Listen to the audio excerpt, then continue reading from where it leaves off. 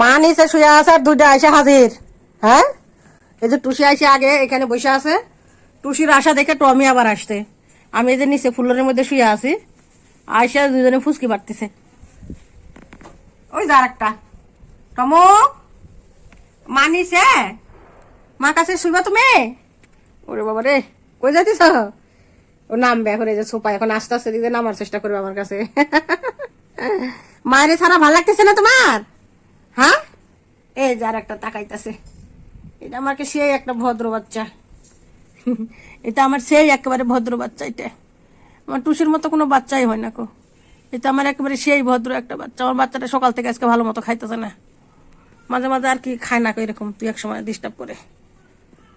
আর এই যে আর একটা মাতার কাছে আইসা শুয়ে আছে, মনে বসে আছে, ফুসকু ফুসকু করতেছে, ফুসকু ফুসকু ফুসকু ফুসকু করতেছ। উপরে থাকো, ঠিক আছে?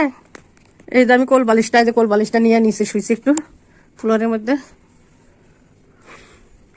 ফুলের আর কি ঠান্ডা একটু ভালো লাগতেছে, এর জন্য কিছু ফুলেরই থাকে, ওরা দুজন উপরে আছে থাকে।